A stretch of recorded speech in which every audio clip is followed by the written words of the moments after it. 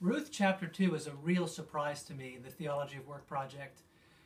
We're familiar with the book of Ruth from a young age because of the beautiful things that happen in chapter 1, especially where Ruth says to her mother-in-law, Naomi, "Wherever you go, I will go. Your God will be my God. And wherever you're buried, I'll be buried." It's put up as a beautiful sign of affection and bonding, which it is.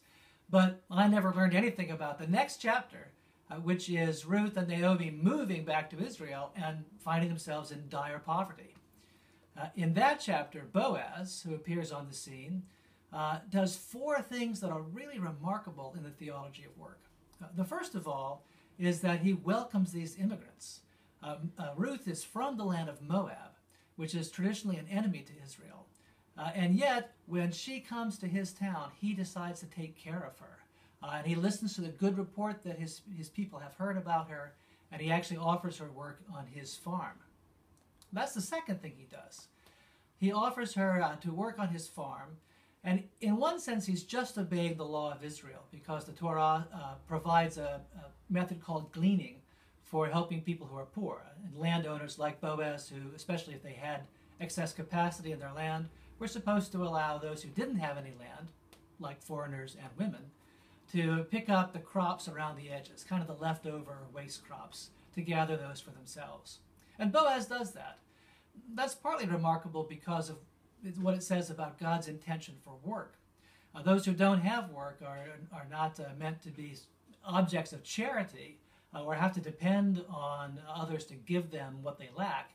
Instead, the community is supposed to offer and provide the means of production to people who are poor, so that Ruth ends up working for the grain that she gathers, not receiving it in some kind of generosity or welfare based scheme. The third thing that's interesting is the atmosphere of respect that Boaz cultivates in his property. And the first time you hear him, he's coming to his land and he says, "Blessings to you," to his worker. And the workers respond, "Blessings to you." There's clearly this culture of respect in his workforce, and maybe that explains why his farm was so productive that he could easily offer a job to this newcomer Ruth.